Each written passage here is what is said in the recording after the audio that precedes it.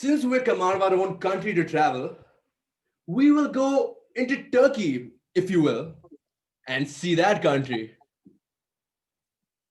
I will stay here a while longer, for we shall never get such a store, nor such a choice of mistress.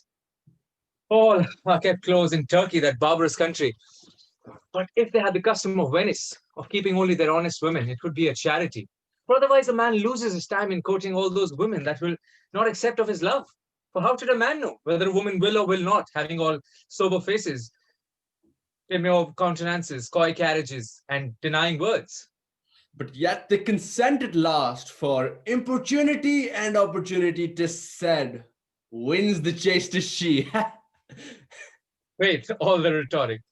And the most observant times, the fittest opportunities, and the counterfeiting dyings, win you nothing on a cold, icy constitution or an obstinate morality. From whence come that? From my father.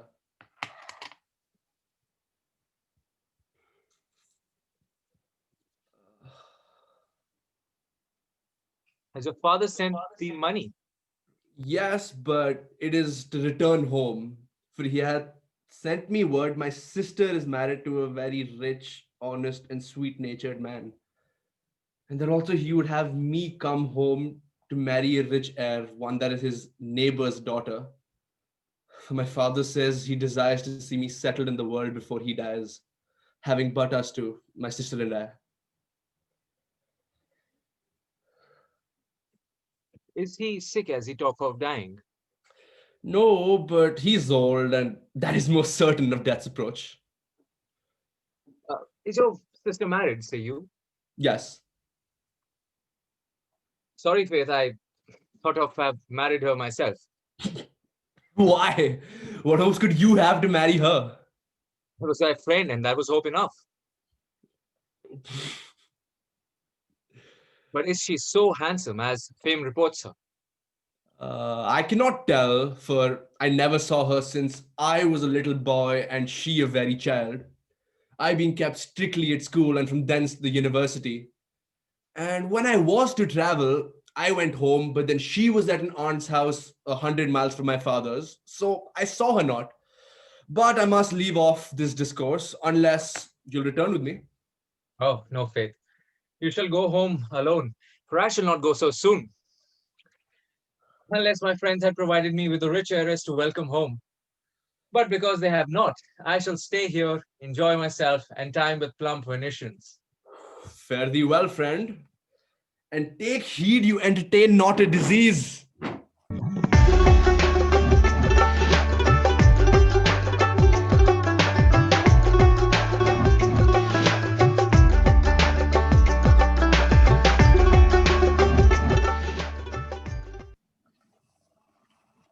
Ladies, how are your wits today?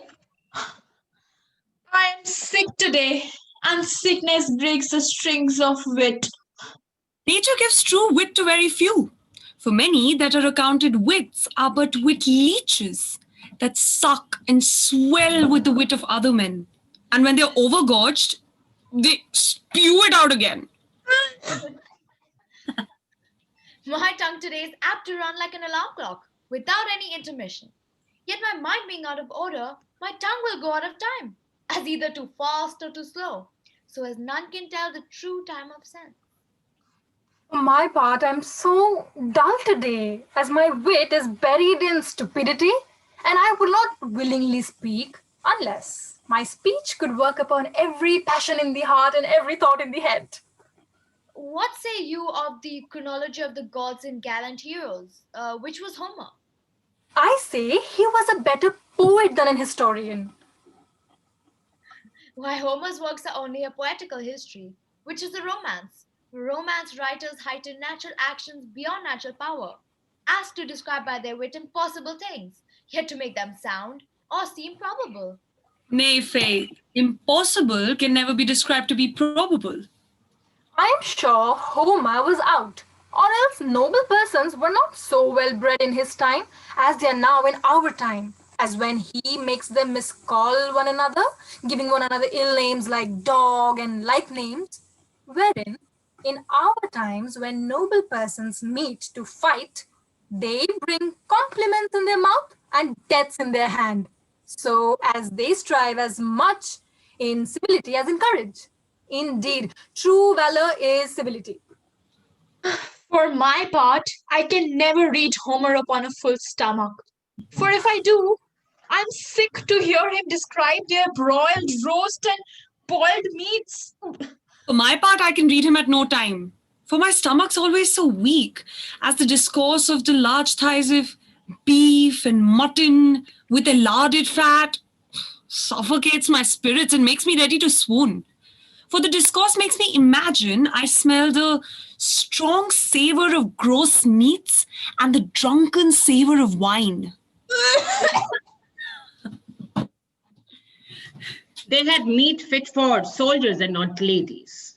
I hope their concubines that lay in their tents had finer meats, or else they would appear foul, pursy sluts. Why, if they were, they would be handsome enough to serve those slovenly heroes. Why do you call those great and brave heroes slovens? Because they killed and dressed their own meat. And there are no such greasy fellows as butchers and cooks, and therefore must needs stink most horribly. Ah, it was a sign they had excellent stomachs in Homer's days. It was a sign Homer had a good hungry stomach himself, that he could talk so often and long of meat. Let me tell you, ladies. It was a sign those persons in those times were hospitable and noble entertainers. But in these times, the noblest sorts are too curious or delicate. I have observed that one pen may blur a reputation, but one pen will hardly glorify a reputation. No, for to glorify requires many pens and witnesses, and all little enough. Listen, it is neither here nor there for that. For merit will get truth to speak for her in fame's palace. So, and those that have none can never get in, or at least to remain there. For have not some writers spoke well of Nero? Come, ladies. You talk like young ladies, you know not what. Chalo.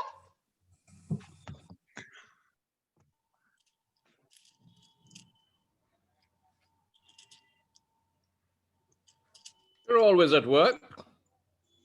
For what use is it? You spend more money in silk, thread, and the like than all your work is worth.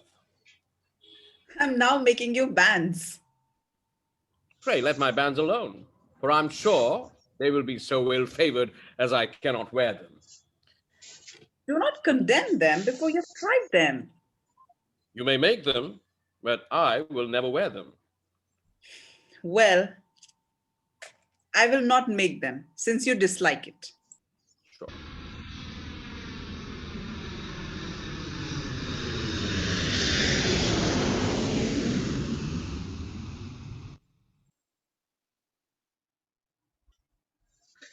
Well, son, but that you are as a stranger, having not seen you in a long time, I would have otherwise chid you for spending so much since you went to travel.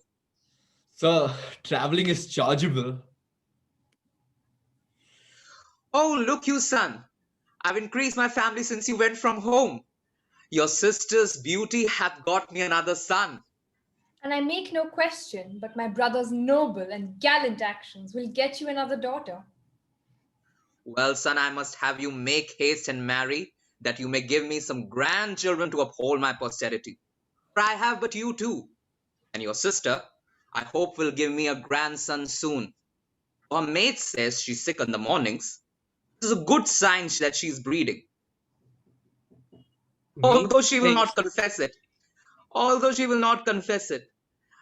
As she keeps it as private as if their child was unlawfully begotten. Isn't that right, Monsieur Mary? Methinks my brother doth something resemble my wife. No, sure, brother. So rude a face as mine can never resemble so well-shaped face as my sister's. I believe the ladies think more of your face and person as you deliver of yourself. My brother cannot choose but be wary, coming so long a journey today. Wherefore it were fit we should leave him to pull off his boots. Son, now I think of it, I think you have grown so tender since you went from home, as you can hardly endure to roughly pull your boots off. I am very sound, sir, and in very good health. Art thou so?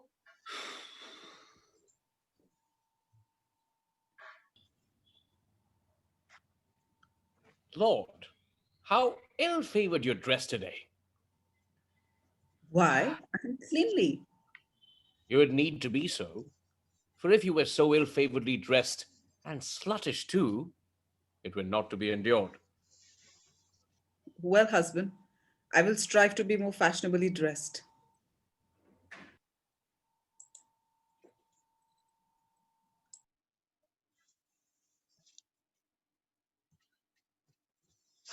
Sir, I wonder, since my sister is so handsome, that you did not marry her more to her advantage. Why, son, I think I married her very well for your advantage. For her beauty was her only portion, and she is married to a noble gentleman who hath a very great estate. But, sir, her beauty doth deserve a king, nay, an emperor, a Caesar of the world. Oh, son, you are young. It makes you partial on your sister's side.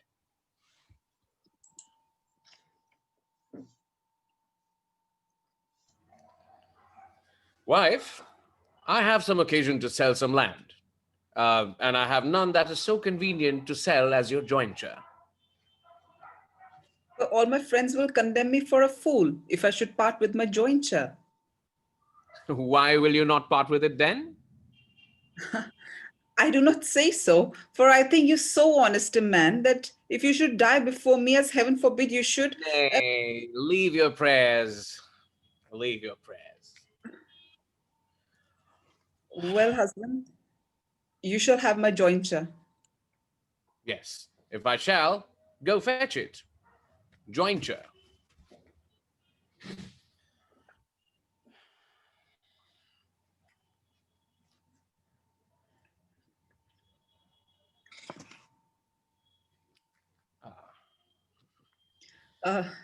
Surely, husband, I deserve a kiss for it. I cannot stay to kiss.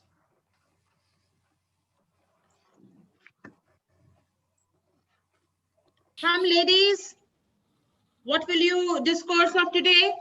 Of nature. No, that is too vast a subject to be discoursed of. For the theme being infinite, your discourse will have no end. You are mistaken. For nature lives in a quiet mind, feeds in a generous heart, dresses in a poetical head, and sleeps in a dull understanding. Nature's flowers are poets' fancies, and nature's gardens are poetical heads. Pray leave her in her garden and talk of something else. Let us talk of bashfulness. What? Why should we talk of our own disgrace? Grace, you mean, lady? No, surely. A distempered countenance and a distorted face can be no grace. Let us talk of the passions. It is easier to talk of them than to conquer and govern them. Although it is easier to conquer the perturbed passions of the mind than the unruly appetites of the body. For as the body is grosser than the soul, so the appetites are stronger than the passions. Let us sit and rail against men. I know young ladies love men too well to rail against them. Besides, men always praise the effeminate sex. And will you rail at those that praise you? Though men praise us before our faces, they rail at us behind our backs. That's when you're unkind or cruel. No, this one we have been too kind and they have taken a surfeit of our company. Indeed, an overplus of kindness will soon surfeit a man's affection. Wherefore I hate them and resolve to live a single life. And so much I hate men that if the power of Alexander and Caesar were joined into one army, and the courage of Achilles and Hector were joined into one heart, and the wisdom of Solomon and Ulysses were joined into one brain, and the eloquence of Tully and Demosthenes into one tongue, and all of this in one man. And had this man the beauty of Narcissus and the youth of Adonis and would marry me, I would not marry him. Lady, let me tell you, the youth and beauty would tempt you much. Ah, you are deceived, matron. For if I would marry, I would sooner marry one that were in years. For it was better to choose grave age than fantastical youth. But howsoever, I will never marry. For those that are unmarried are like birds, full of life and spirit. But those that are married are like dull beasts, heavy and dull, especially married men. Men never appear like beasts, but when women make them so. They deserve to be made beasts when they strive to make women fools. Nay, they rather think us fools than make us so. For most husbands think, when their wives are good and obedient, that they are simple. When I am married, I'll never give my husband cause to think me simple for my obedience, for I will be cross enough. That's the best way. Husbands think a cross and contradicting wife is witty, a bold and commanding wife of a heroic spirit, a subtle and crafty wife to be wise, a prodigal wife to be generous, a false wife to be beautiful. And for those good qualities he loves the best. Otherwise he hates her. Nay, the falser she is, the fonder he is of her. Nay, by your favor, for most part, wives are so enslaved that they dare not look upon any man beside their husbands. What better object can a woman have than her husband? By your leave, matron. One object is tiresome to view often, when variety of objects are very delightful and pleasing. For variety of objects clear the senses and refresh the mind. But one object dulls both sense and mind. That makes married women so sad and melancholy when they keep no other company with their husbands. And the truth is, variety is the life and delight of nature's works. And women, being the daughters of nature, and not the sons of Jove, as men are fain to be, are more pleased with variety than men are. Which is no honor to the effeminate sex. But I perceive, lady, you are a right begotten daughter of nature, and will follow the steps of your mother.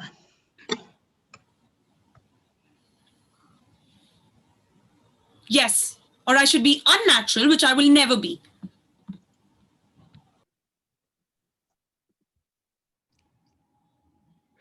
She's very handsome. Extreme handsome. Beyond all the women that ever nature made. Oh, she were not my sister. I doubt, brother, I have surprised you with my sudden coming in, for you start. Your beauty, sister, will not only surprise but astonish any man that looks thereon. You have used yourself so much to dissembling courtship since you went, as you cannot forbear using them to your sister. But pray, leave off that unnecessary civility to me, and let us talk familiarly, as brothers and sisters used to do. With all my heart, as familiarly as you please. Pray, brother, tell me if the women in Venice be handsome, and what fashions they have, and how they are behaved. To tell you in short, they're so artified as a man cannot tell whether they're naturally handsome or not. As far as their behavior, they are very modest, grave, and ceremonious in public, and in private, confident, kind, and free. After an humble and insinuating manner, they are naturally crafty, deceitful, false, covetous, luxurious, and amorous. They love their pleasures better than heaven. But this relation, of course, is only of the courtesans. As far as those that are kept honest, I can give little or no account, for they are so enclosed with locks and bolts, so as a stranger cannot obtain a sight, much less an acquaintance. Then they have not that liberty that we have. Oh, no. Why? Do they fear they would all turn courtesans if they should be left to themselves? The men are jealous and will not put it to the trial. For though they are all merchants, yet they will not venture their wives. I would not live there for all the world. For to be so restrained, for it is said, men are so jealous of their wives, as they are jealous of their brothers, fathers, and sons. They are so, for they are wise and know nature made all in common and to a general use. For particular laws were made by men, not by nature. They were made by the gods, brother. What god, sister? Old men with long beards? Fie, brother. You are grown so wild as we will hardly reclaim you. But I hope when you are married, you will be reformed and grow sober. Why, sister, you become more sober or reformed since you are married? No, brother, I was never wild, nor wanton, but always modest and honest. Faith, sister. Methinks you might have been married more to your advantage than you are. Had not my father been so hasty in marrying you so young. Why do you say so, brother? When the man I'm married to is so worthy a person as I do not merit him, neither would I change him for all the world. Nay, sister, be not angry. For 'tis my extreme love, having no sisters but you, that makes me speak. Prithee, brother, do not think I'm angry. So I believe it proceeds from your love, and that it is your affection that makes you so ambitious for me. No, sister, I love you so well, and so much as 'tis a torment to be out of your company. Thank you, brother. And no, I desire never to be in any other company than my husband, father, and brother. Nay, any other company is troublesome.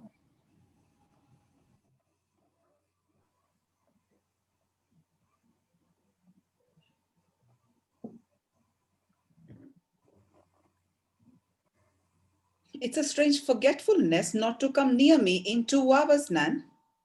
If you were my mistress, I should make a conscience to be more diligent than you are, if I did take wages for my service as you do. If you don't like me, take another. If you be weary of my service, pray change. Perchance you may get a better mistress, and I pray I shall get as careful a servant.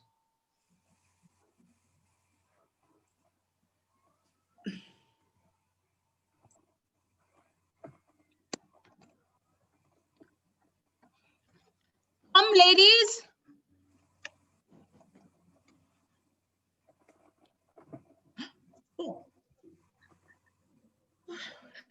Come, ladies. How will you pass your time today? Pray, let us sit and rhyme. And those that are out shall lose a collation to the rest of society. Yes.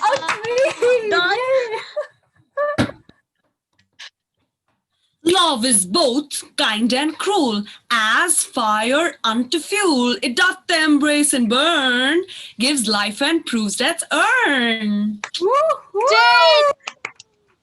Okay. To laugh and cry, to mingle smiles and tears, is like to hopes and doubts, and joys and fears. As several passions mixes in one mind, several passions in one face may find. Woohoo!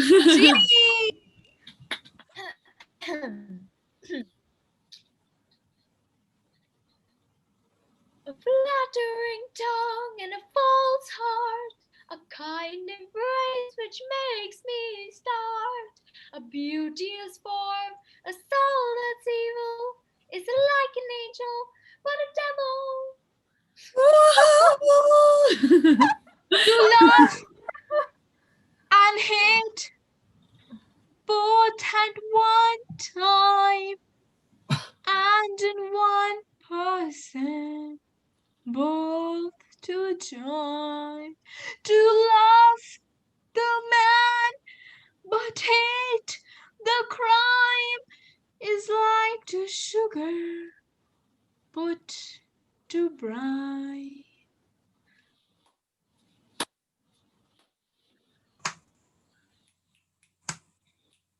A woman all to have an amorous passion.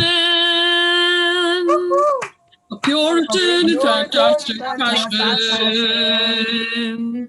A formal statesman which dances and skips the band.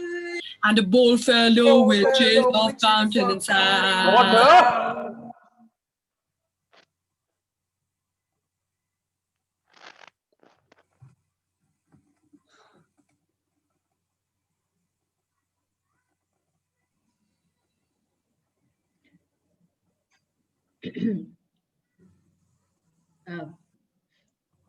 Ladies, you had better tell some tales to pass your time with.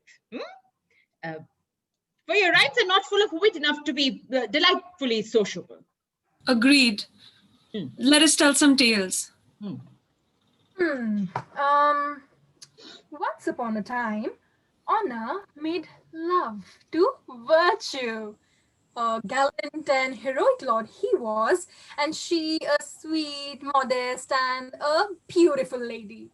And the naked truth was the confidant to them both, which carried love messages and presents from and to each other. Out upon beastly truth. For if she goeth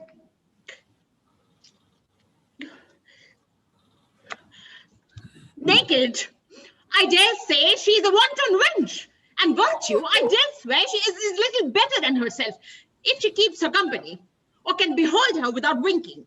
And I shall truly suspect you, ladies, to be like her, if you discourse of her, but more if you have any acquaintance with her. And since you are so wild and wanton as to talk of naked truth, I will leave you to your company. I leave you to your scurrilous discourse, for I'm ashamed to be in your company and to hear you speak such ribaldry. Naked truth, oh, just bless me, and keep me from naked truth, as also from her sly companion, virtue. Out upon them both. Stay! Or else truth will find you.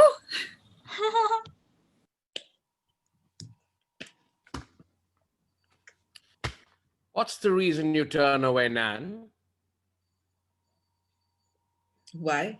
She turns away me, for she's more willing to be gone than I to have her go. It is a strange humor in you, as never to be pleased, for you're always quarreling with your servants. Truly. Because I do not believe that I ever had any dispute or quarrel with any servant since I was your wife. Besides this with your maid Nan. And to prove it is that I do not speak many words in a whole day. Those you speak, it seems, are sharp. Let it be, because I will not contradict you. Well, then take notice. I will not have Nan turned away. I'm glad she pleases you. And sorry, I can please you no better.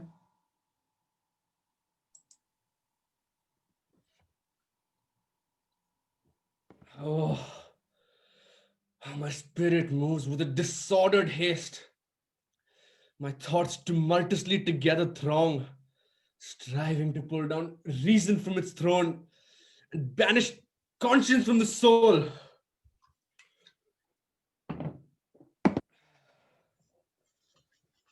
What, son? Lover-like already, for you've seen your mistress. Her father and I am agreed that there is nothing wanting but the priest and ceremony, and all is done. Sir, there are affections wanting, for we never saw one another, wherefore it is not known whether we shall affect or not. I hope you are not so disobedient to dispute your father's will. And I hope, sir, you will not be so unkind as to force me to marry one I cannot love. Love? Why, she's the richest heiress in the kingdom. I'm not covetous, sir. I'd rather please my fancy than increase my estate. Your fancy. Let me tell you that your fancy is a fool. And if you disobey my will, I will disinherit you. I fear not poverty. Or nor fear you not her father's curse. Yes, sir. That I do. Why then be sure you shall have it, if you refuse her. Pray, give me some time to consider of it. Pray do, and consider wisely. But best.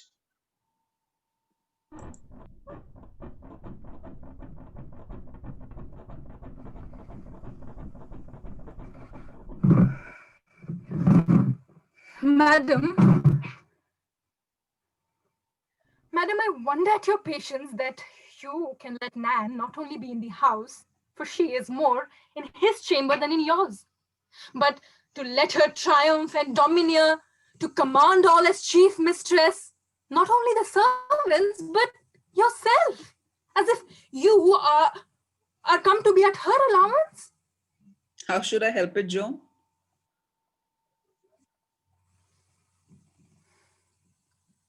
Why, if it were to me, I would ring my husband such a peal as I would make him wary of his wench or his life. Yes, so I may disquiet myself, but not mend my husband. For men who loves variety are not to be altered, neither with crossness nor compliance. 'Tis true, if he would or did love variety, but he only loves Nan, a wench which have neither your wit nor your beauty nor good nature. Thank you, Joan, for your commendations. But many a times a good-natured wife will make an ill-natured husband. That's when men are fools and want the wit and the judgment to value worth and merit, or not to understand it. Why then he's one, but why will you be so good to spoil your husband? For in my conscience, if you were worse, he would be better. The reason is that self-love had the first place, and I will not dishonor myself to mend or reform my husband, for everyone is only to give account to the heavens or to the world of their actions, and not to anyone else, unless it Then be you will for not turn witness. away. Then you will not turn away this wench. It is not in my power, Joan. Try, whether it be or not. No, I will not venture at it, lest I and my maid be the public discourse of the town. Why? If she should have the better, yet the town will pity you and condemn him, and that will be of some comfort. No, truly. For I would rather be buried in silence and be forgotten of the mankind than to be lived to be pitied. Then I would, if I were you, make him a scorn to the whole world by cuckolding him. Heaven forbid that I should stain that which gave me a reputation, my birth and family, or just defame myself or trouble my conscience by turning a vote for revenge. Oh, well, if you saw that which I did see, you would hate him so as you would study a revenge. What was that? When you came into his chamber to see him if he was sick, I think you chanced to taste of his broth that stood upon his table. And when you were gone, he commanded Nan to fling that broth which you had tasted and to put in fresh porringer into to drink. That's nothing, for many cannot endure to have their pottage blown upon. It was not so with him, for he, before he drank the fresh broth, Nan blew it and tasted it again and again to try the heat and again to try if it was salt enough. And he seemed to like it the better. Besides, he was never quiet whilst you were in the chamber. Until you went out, he snapped you at every word. And if you did but touch anything that was in the chamber, he bid you let it alone.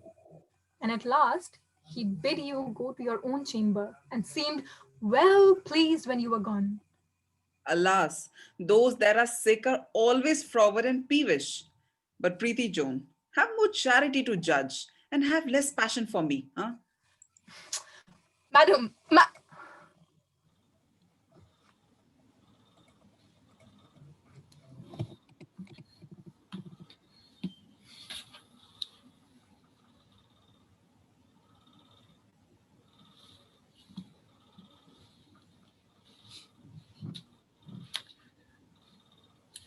I would have all women bred to manage civil affairs and all men to manage the military, both by sea and land. Also, all women to follow manufactures at home and all men all the affairs that are abroad. Likewise, all arts of labor, the men to be employed in, and for all arts of curiosity, the women. Nay, certainly. If women were employed in the affairs of the state, the world would live more happily. So they were employed in those things of business that were proper for their strength and capacity. Let me tell you, ladies, women have no more capacity than what is as thin as a cobweb lawn, which every eye may see through, even those that are weak and half-blind. We are not fools. We are only about knowledge and expectation to make it as wide. But women are incapable of public employments. Some we will grant are. So are some men.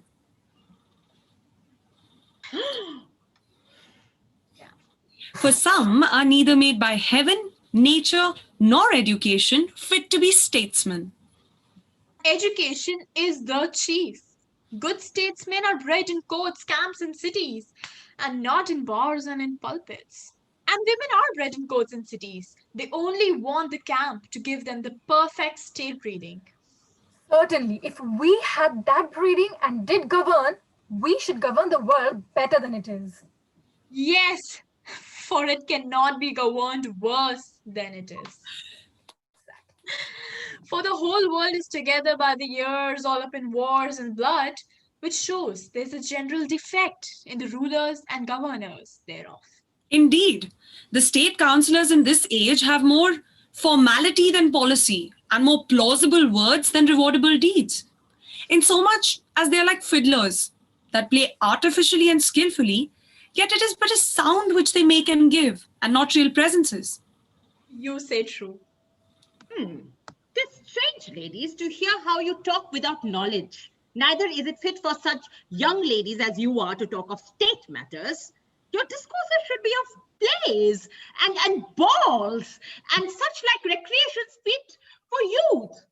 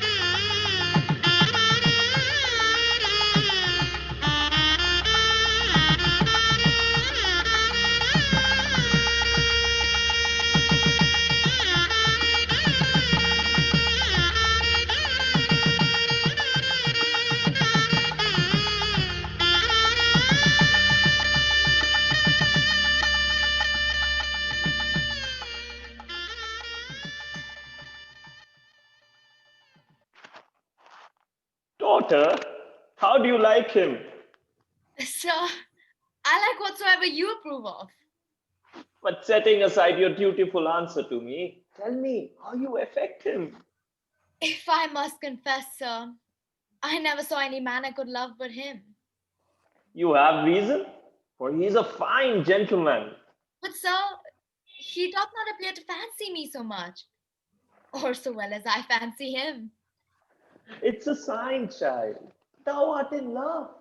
That you begin to have doubts. No, sir, but if I thought he could not love me, I would take off that affection I have placed on him whilst I can master it, lest it go so strong as to become masterless. Fear not, child.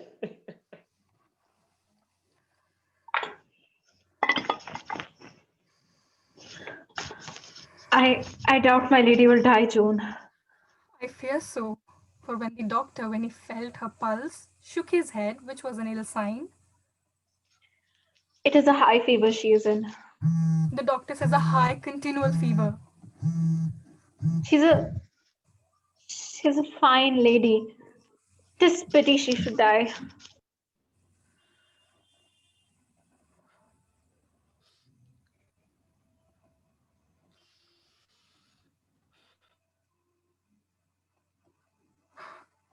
Her husband puts on a sad face, but yet methinks his sadness doth not appear a through dye.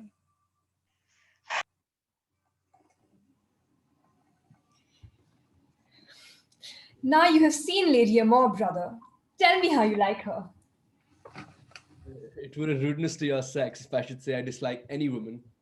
Surely, brother, you cannot dislike her, for she is handsome, well-behaved, well-bred, a great estate, and of a good fame and family.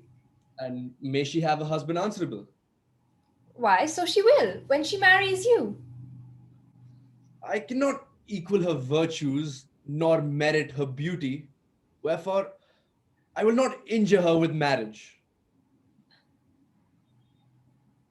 Will you not marry her? No. I hope you speak not in earnest. In truth, sister, I do not jest. Prithee, brother, do not tell my father so, for if you do, he will be in such a fury as there will be no pacifying him. If you desire it, I will not.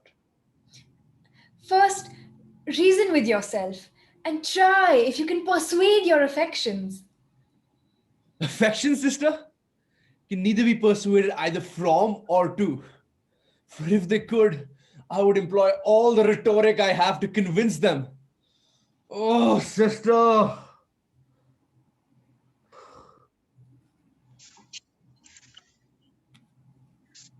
Where is your brother? He is even now gone from hence. How chance he is not gone to his mistress? I know not, sir, but he looks as if he were not very well. Not well?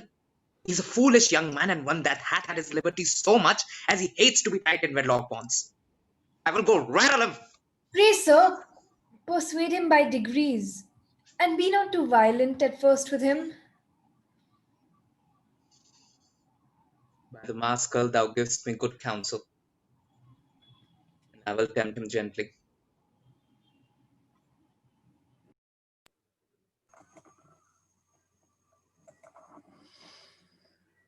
She's dead. She is dead. The sweetest lady in the world she was. Oh, she was a sweet-natured creature. For she would never speak to any of us all, although we were her own servants, but with the greatest civility. As pray do such a thing, or call such a one, or give or fetch me such or such a thing. As all her servants loved her so well, as they would have laid down their entire lives for her sake. Unless it were her maid Nan. Oh, well, I say no more, but pray to God that Nan did not give her that Spanish fig. Why, if she did, there's none of us who can come as witnesses against her. It is a strange negligence that you stand prating here and do not go to help to lay my lady forth.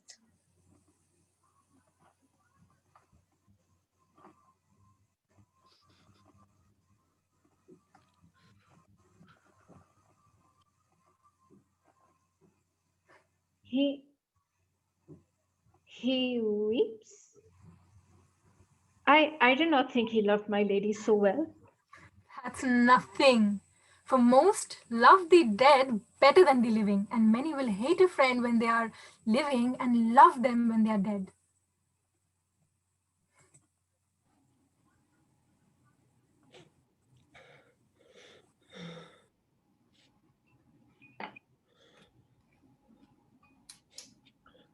Brother, why weep you? Oh, sister. Mortality spouts tears through my eyes. To quench love's raging fire that's in my heart. But 'twill not do. The more I strive, with greater fury doth it burn. Dear brother, if you be in love, she must be a cruel woman that will deny you. For pure and virtuous love softens the hardest hearts and melts them into pity. But I would turn to stone and made into a marble tomb, wherein lies nothing but cold death, rather than live tormented thus.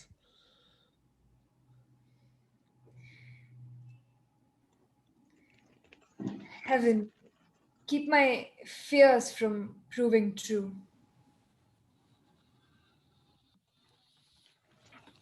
It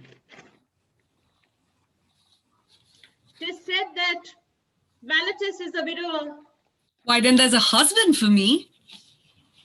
Why for you? He may choose any of us as soon as I'm sure we are as fair and have as great portions.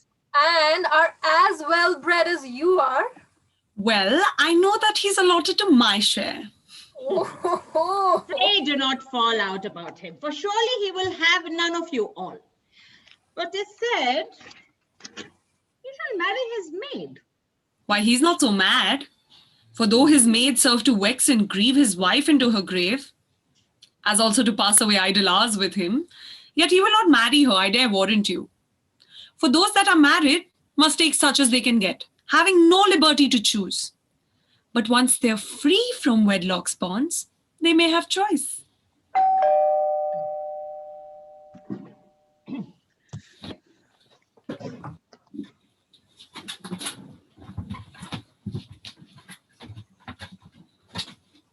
Jade.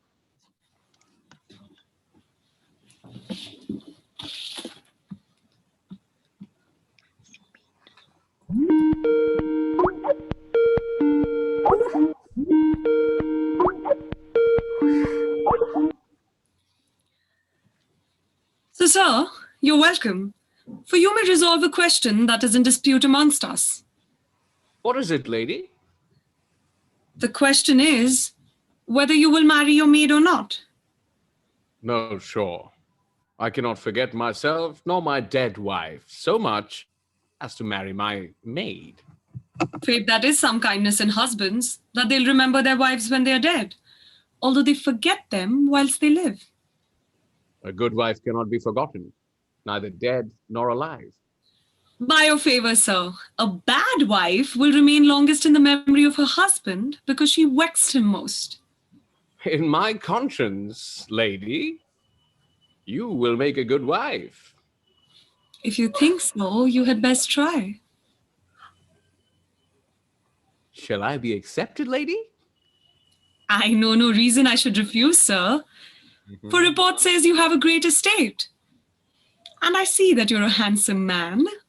And as for your nature and disposition, let it be as bad as it can be. Mine shall match it. Well, my nature loves a free spirit. And mine loves no restraint. Lady, for this time, I shall kiss your hands.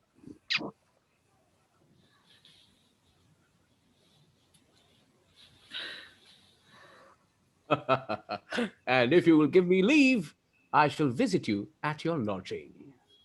You shall be welcome, sir. Lady!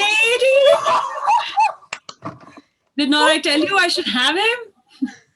Jesting and raillery do not always make up a match. Well, well, ladies, God be with you, for I must go home and provide for my wedding. For I perceive it will be done on the sudden. Widows are more hasty to marry than bachelors, and widows than maids. Hey, lady, you must first get the goodwill of your parents. All parents' goodwill concerning marriage is got beforehand, without speaking.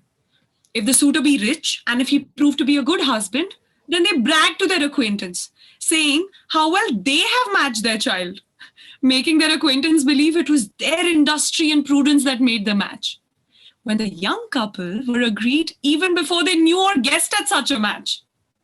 But if they prove unhappy, then they complain to their acquaintance, shake their heads, crying, saying it was their own doing, how their children were willful and would not be ruled. Although They force them to marry by threatenings and cursings. The unjust partiality of self-love, even in parents that will not allow right to their own branches. But I forget myself. Farewell, farewell. We're at your wedding!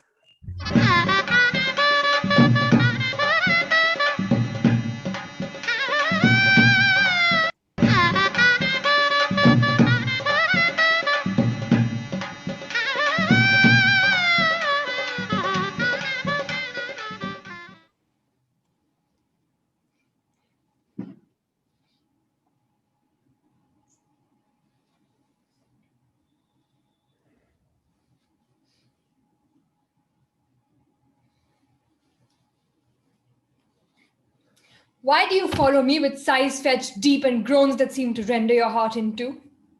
Be not offended. Sister should not be so unnatural as to be weary of a brother's company or angry at their grief, but rather strive to ease the sorrow of their hearts, then load on more with their unkindness. Heaven knows, brother, that if my life could ease your grief, I willingly would yield it up to death. Oh gods, you cruel gods, commanding nature to give us appetites, then starve us with your laws, decree our ruin and our fall, create us only to be tormented. Ugh. I dare not ask his griefs, or search his heart, for fear that I should find that which I would not know.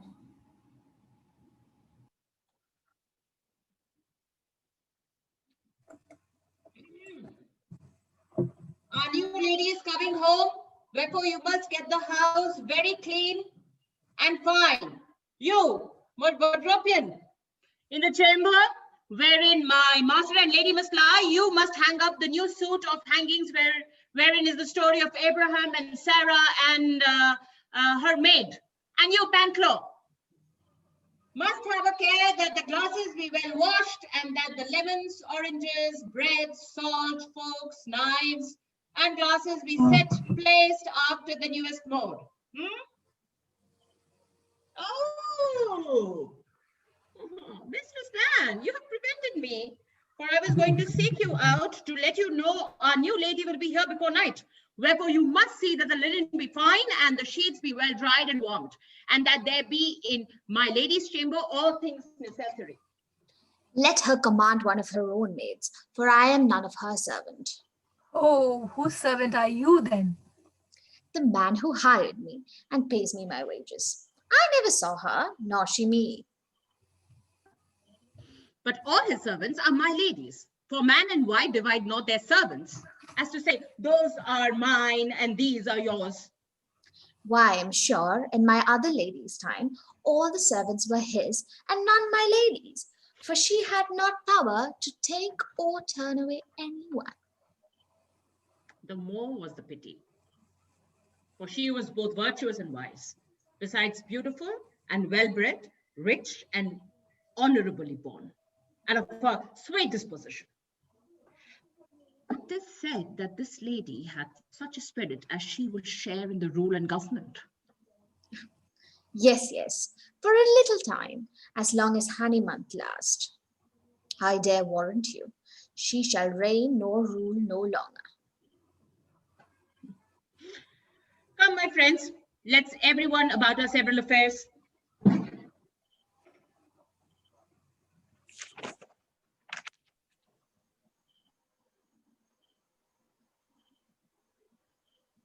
Daughter, I do perceive that Frere doth neglect you. Besides, he is a wild, debauched young man, and no ways likely to make a good husband. Wherefore I charge you, upon my blessing and the duty you owe me, to draw off those affections you've placed upon him. Do not impose that on my duty which I cannot obey. For I can sooner draw the light from the sun, or the word from its center, or the fixed stars from their assigned places than draw away any love from him. Why? How, if he will not have you? I can only say I shall be unhappy. I hope you'll be wiser than to make yourself miserable for one you cannot have to be your husband.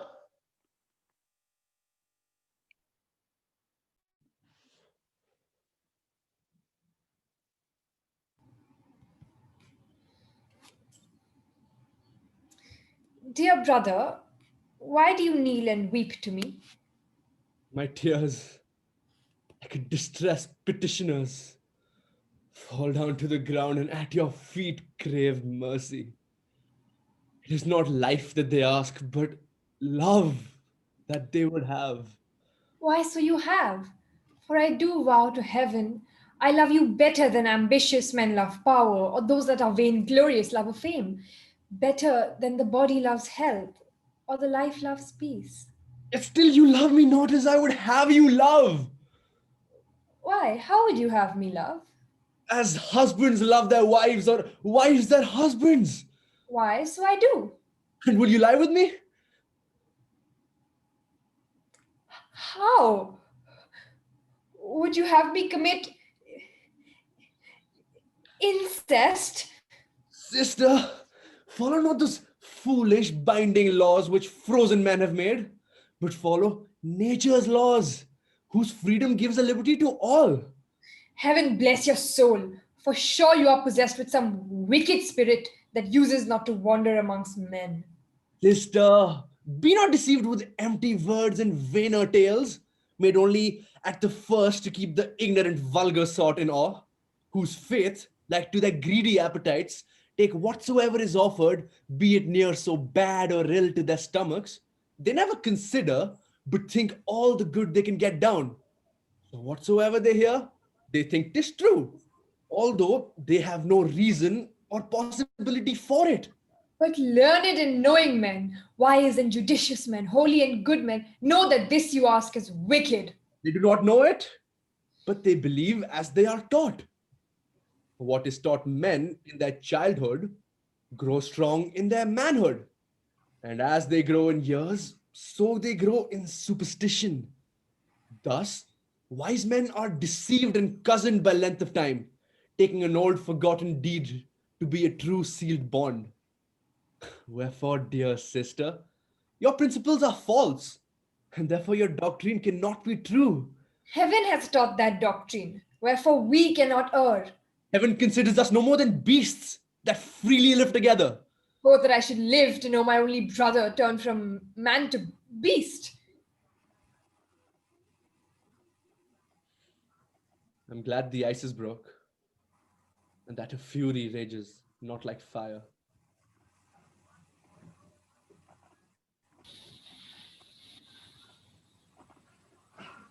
Heaven give you joy, and our noble lady.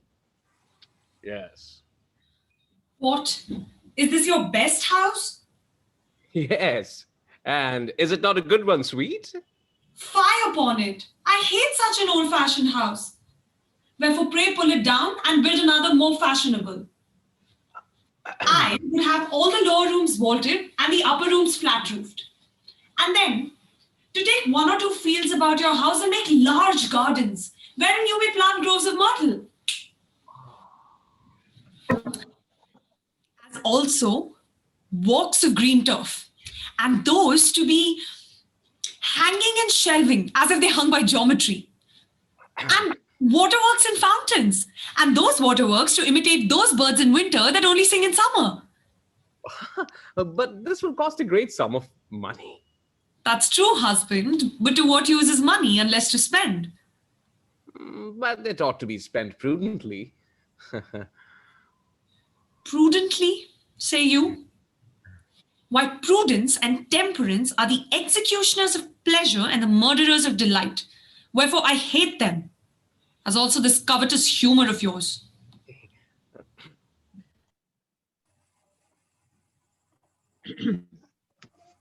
Here is a lady, indeed. For she talks of pulling down this house before she hath truly seen it, and of building up another. If you will have my opinion, the old servants must go down as well as the old house. I believe so. For she looked very scornfully upon us, nor spoke not one word either either good or bad to us. Well, come, let us go about our employments. And please, as long as we can. And when we can please no longer, we must seek other services.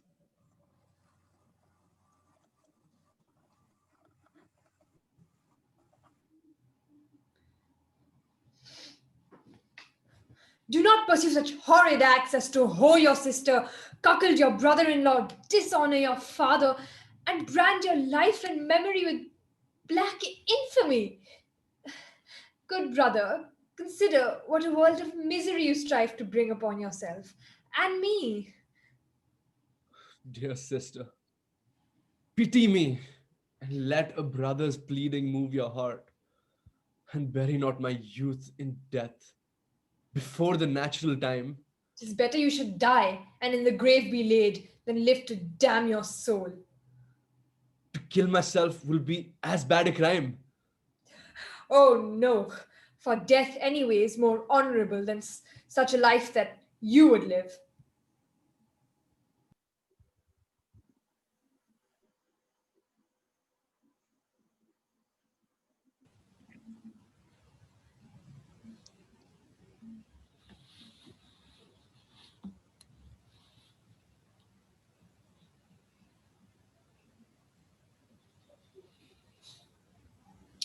Are you she that takes upon you to govern and be mistress in this house?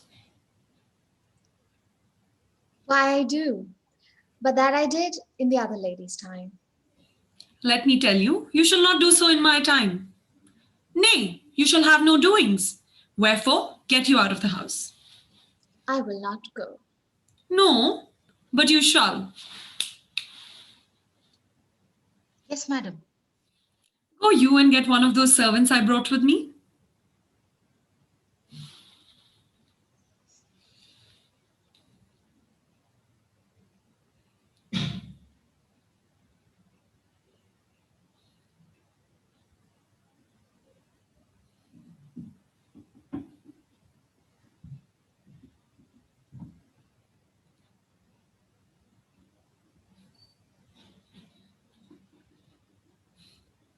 Here, take this wench and put her out of the doors.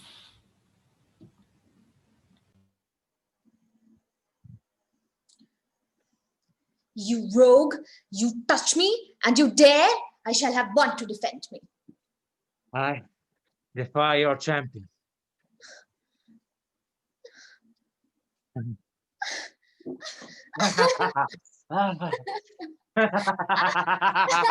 What, you villain? Will you force her? Set her down. Set her down. I did only what I was commanded. Who commanded you? My lady, sir. She asked me to put her out of gates. Pray let her alone until I have spoke with her. Sure, sir.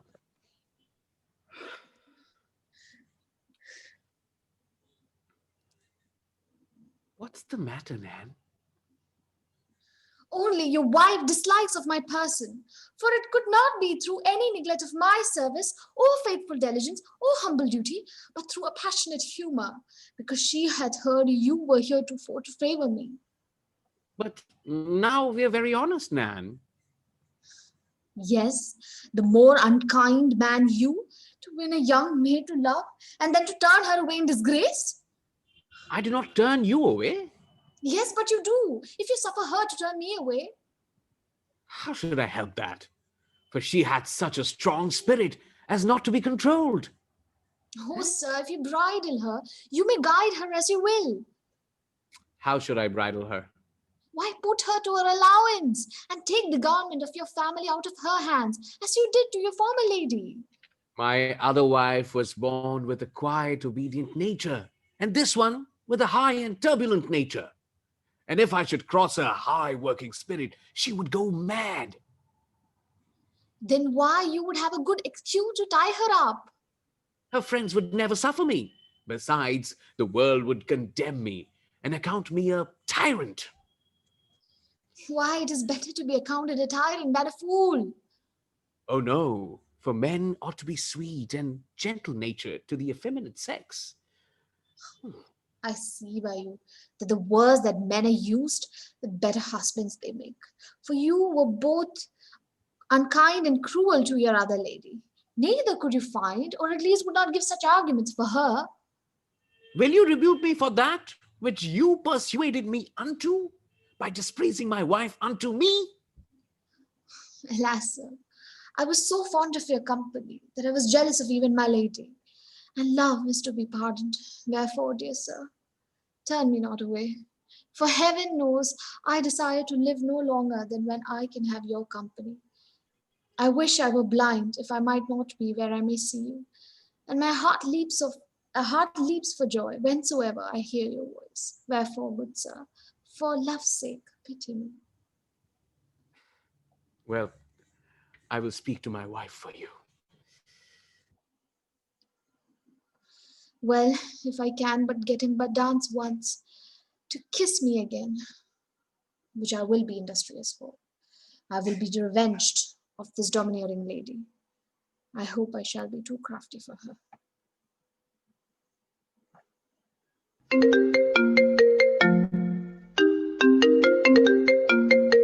Brother, speak no more upon so bad a subject. For fear I wish you dumb. For the very breath that sent forth with your words will blister both my ears. I would willingly hide your faults. Nay, I am ashamed to make them known. But if you do persist, by heaven I will discover your wicked desires, both to my father and husband. Will you so? Yes, that I will. Well, I will leave you and try if reason can conquer your evil desires. Or else I'll die.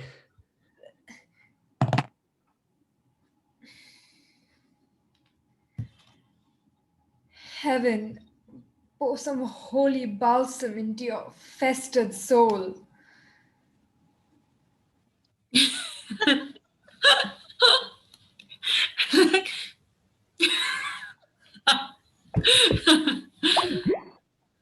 Wife, I'm come on humble petition in behalf of Nan.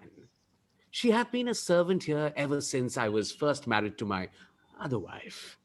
No, husband. I will have none of your whores in the house where I live. If you must have whores, go seek them abroad. May not your jealous passion turn away a good servant? Huh? Had you rather please your servant, a whore, or me? Why you? Then turn her away. But surely, wife, you will let me have so much power as to keep an old servant? Huh? No, husband, if your old servant be a young, lusty wench. But I have passed my word that she shall stay. And I have sworn an oath that she shall go away. But my promise must be kept. Wherefore, she shall not go away. I say she shall go away. Nay more, I'll have her whipped and then sent out of doors. As I'm master, I will command none shall touch her. And let me see who dares touch her. Who dares touch her? Why, I can hire poor fellows for money, not only to whip her, but to murder you. Are you so free with my estate? I will discharge you of that office of my keeping my money. If you do, I have youth and beauty that will hire me revengers and get me champions. Will you so? Yes, or anything rather than want my will. And no, husband, I perfectly hate you for taking my maid's part against me.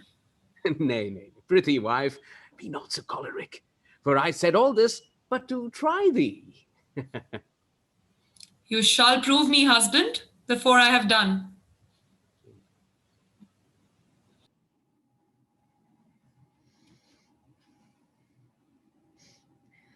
Shall I divulge my brother's crimes? Which are such crimes as will set a mark of infamy upon my family forever? Or shall I let vice run without restraint? Or shall I prove false to my husband's bed to save my brother's life? Or shall I damn my soul in his to satisfy his wild desires? Oh no. We will both die to save our souls and keep our honors clear.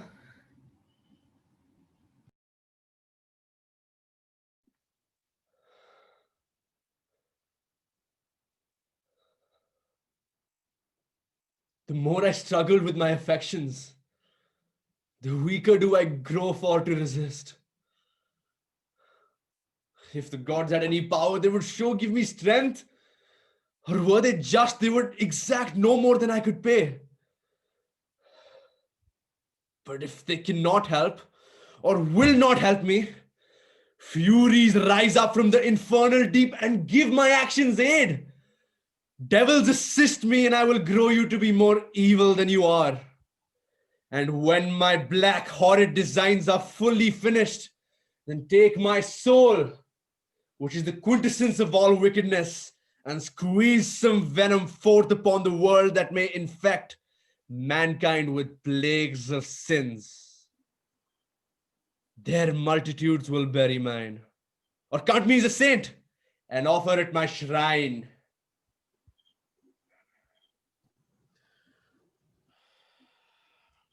Nan, you must be contented, for you must be gone. For your lady will not suffer you to be in the house. Will you visit me if I should live near your house at the next town? No, for that will cause a parting betwixt my wife and me, which I would not have for all the world. Wherefore, Nan, God be with you. May your house be your hell and your wife be your devil.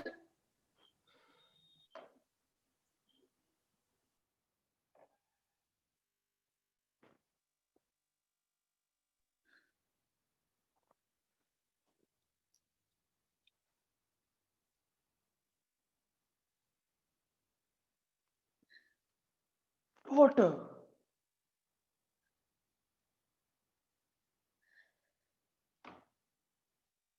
Good sir, conceal my passion, lest it become a scorn. When once 'tis known, for all rejected lovers are despised, and there's those that have some small returns of love. Yet do those faint affections try and vaingloriously upon those that are strong, and make them their slaves. Surely, child, thy affection shall not be divulged by me. I only wish thy passions were as silent in thy breast as on my tongue, as that he thou lovest so much may lie as dead and buried in thy memory. There's no way to bury love, unless it buries me.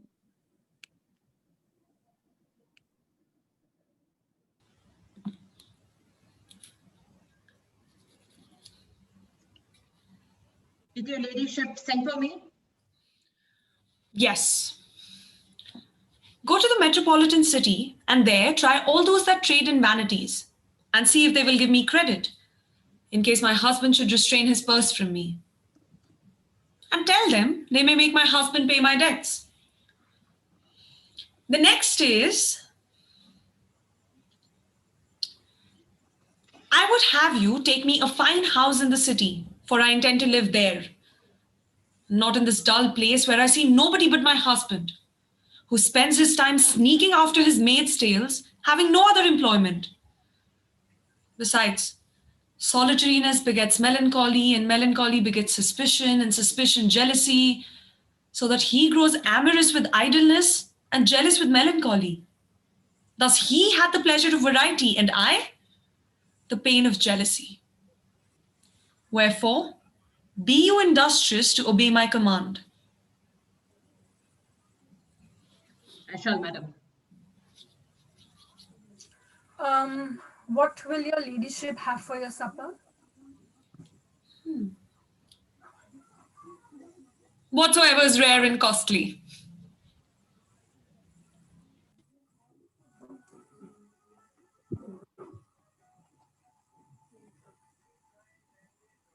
Why?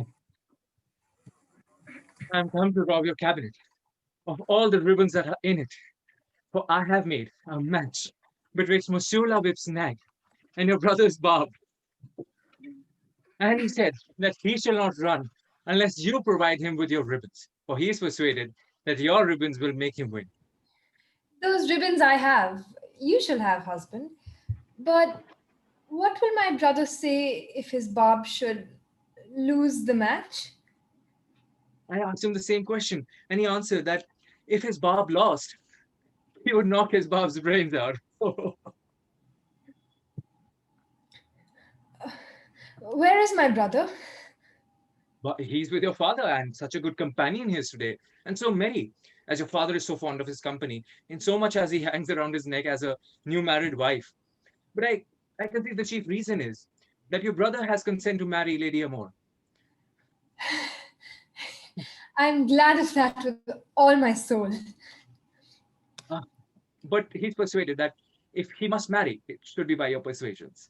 He shall not want persuading if I can persuade him. 5, come on. Give me some ribbons, will you? Yes, husband, I will go fetch them. Nay, I'll come along.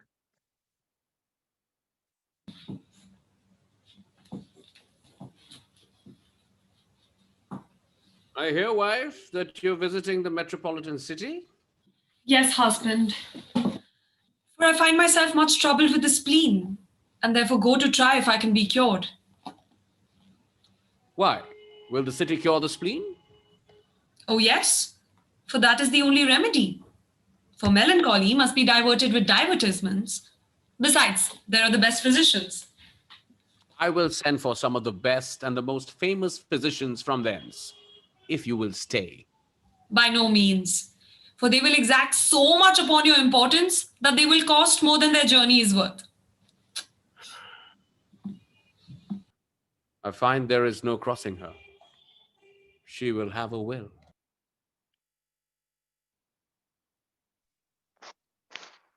Thoughts, cease to move and let my soul take rest.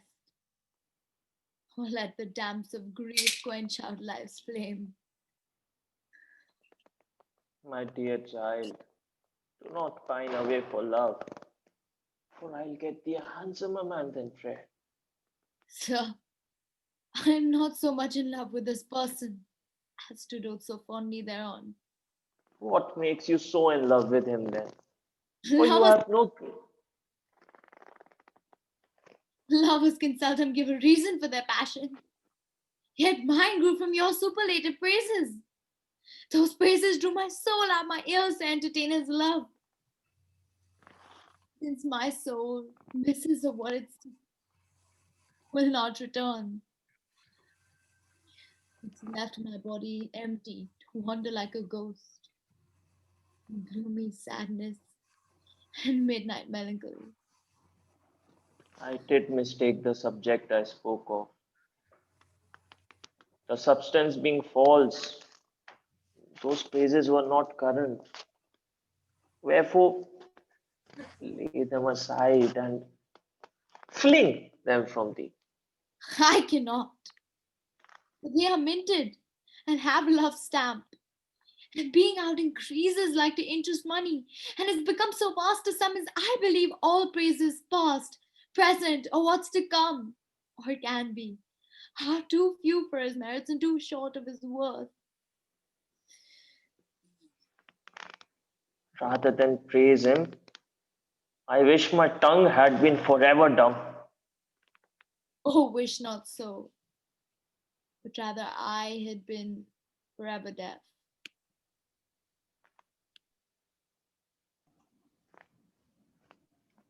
My child is undone.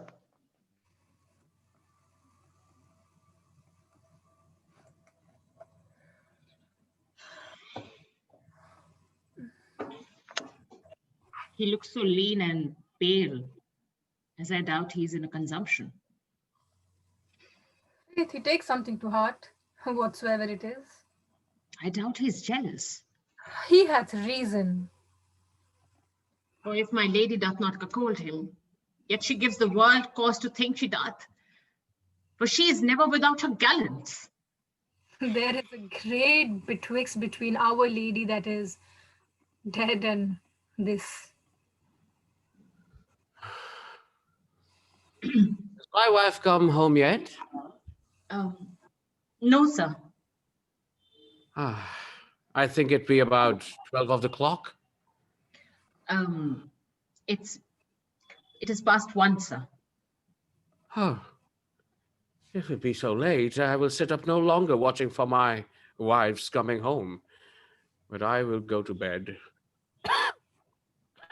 for I'm not very well. You do not look well, sir. Indeed, I am sick.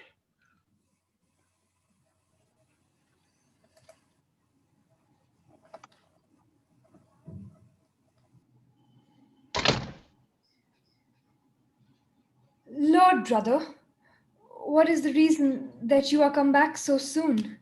Had not your barb run the race? No. What makes you here then? You. To see me? Why, I shall give you no thanks, because you left my husband behind you. I did not come for your thanks. I come to please myself. Prithee, brother, get thee gone, for thy face doth not appear as honest as it uses to do. I do not know how my face doth appear, but my heart is as it was, your faithful lover. Heaven forbid you should relapse into your old disease. Let me tell you, sister, I am as I was and was as I am. That is, from the first time I saw you since I came from travel. I have been in love with you and must enjoy you. And if you will embrace my love with free consent, so, if not, I will force you to it. Heaven will never suffer it, but cleave the earth and swallow you alive. I care not. So you be in my arms. But I will first try heaven's power and struggle with the deities.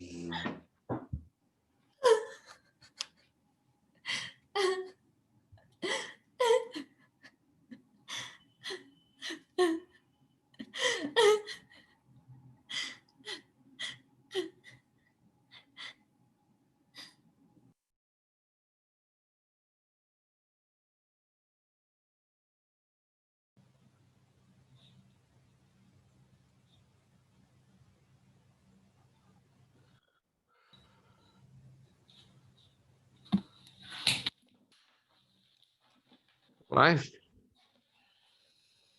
is this the way to cure melancholy? And sit up all night at the cards? And to lose 500 pounds at a sitting? Or to stay all night aboard a dancing and reveling? Oh, yes. For the doctors say there's nothing better than good company to employ your thoughts with. Otherwise, the thoughts weigh too much upon the body. And the doctors say there's no exercise better than dancing.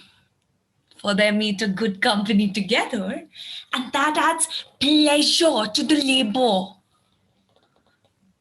My other wife did not do thus.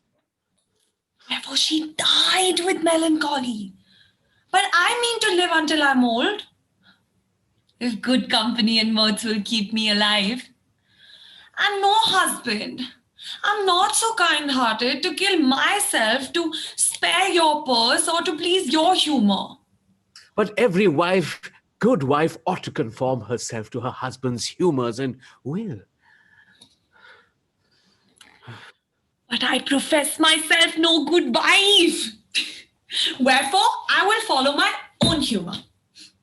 But wife, it is my delight and profit to live in the country. Besides, I hate the city.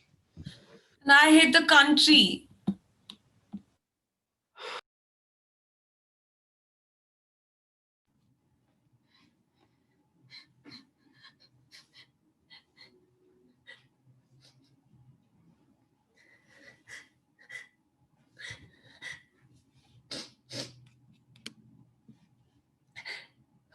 will call unto the gods for aid, since they assist not innocency, nor give protection to a virtuous life. Is piety of no use? Or is heaven so obdurate? No holy prayers can enter heaven gates, or penitential tears can move the gods to pity. But oh, my sorrows are too big for words, and all actions too little for his punishment. Sister, I must die. Wherefore you must not live. For I cannot be without your company. Although in death, and in the silent grave, where no love's made, nor passion known. Welcome news, for if death comes not by your hand, my hand shall give a passage unto life. There is none so fit to act that part as I, who am so full of sin, want nothing but murder to make up measure.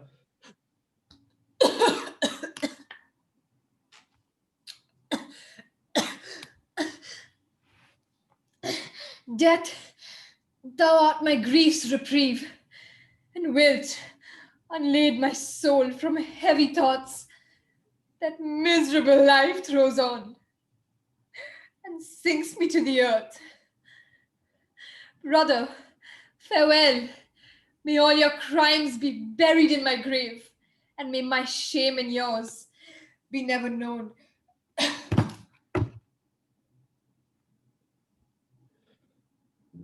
Now she is dead. My mind is at rest, since I know none can enjoy her after me. But I will follow thee. I come, my mistress, wife, and sister, all in one. Ye gods of love, if any gods there be, oh, hear my prayer. And as we both came from one womb, join our souls in the Elysium, our bodies in one tomb.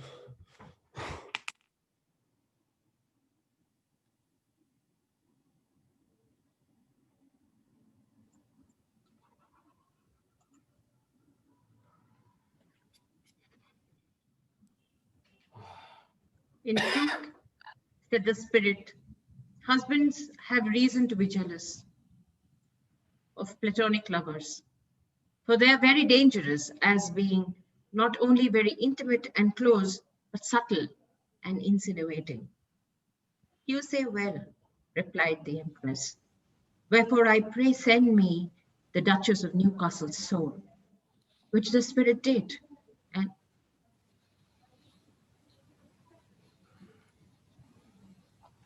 Wife, you're very unkind. That you will not come to see me now. I'm sick, not so much as to send me to know how I do. I'm loath to trouble you with unnecessary visits and impertinent questions. Is it unnecessary or impertinent to see a husband when he's sick? Or to ask how he doth? Oh, yes, when the visits and questions can do them no good. But God be with you, for now I must be gone.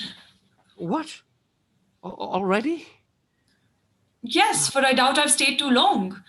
And I've appointed another meeting. It would be a dishonor for me to break my word.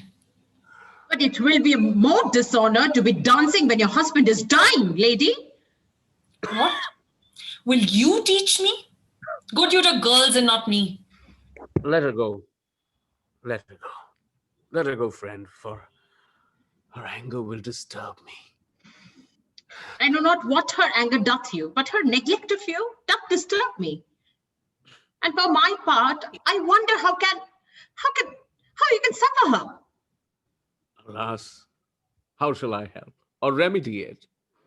But heaven is just and punishes me for the neglect I used towards my first wife, who was virtuous and kind. She was a sweet lady indeed. Oh, she was. But the devil I was, to use her as I did, making her a slave unto my whore and my frowns, conjecturing all her virtues to a contrary sense, for I mistook her patience for simplicity, her kindness for wantonness, her thrift for covetousness, her obedience for flattery, her retired life for dull stupidity, and what with the grief to think how ill I used her, and grieving to see how ill this wife uses me, wasting my honor and estate. She had brought me into a consumption, as you see. But when I'm dead, as I cannot live long, I desire you, who are my executor, to let me be buried in the same tomb wherein my wife is laid. For it is a joy to me to think my dust shall be mixed with her pure ashes. For I had rather be in the grave with my first wife than live in a throne with my second. But I grow sick, and even to death. Wherefore, let me be removed.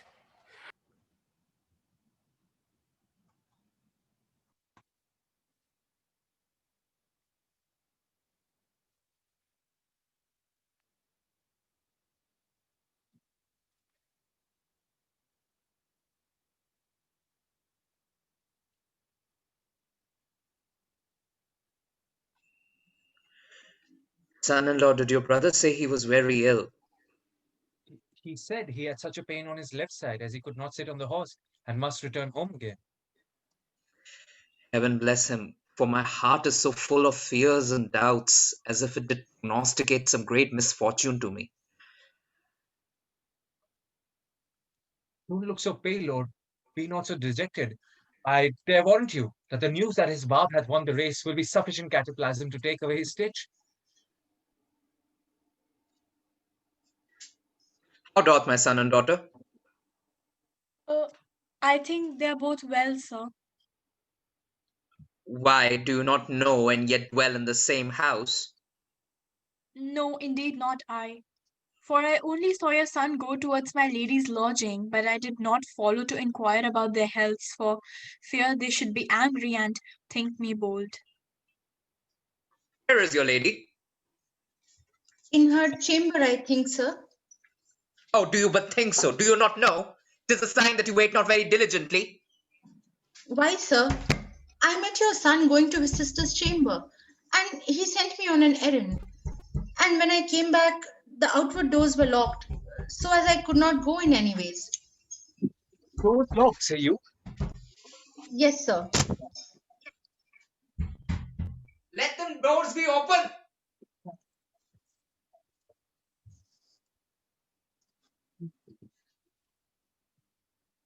Let go. You shall not wander in the silent shades without my company. Besides, my soul will crowd through multitudes of souls that flock to the Sharon's boat to make an easy passage for a soul. Therefore, let go.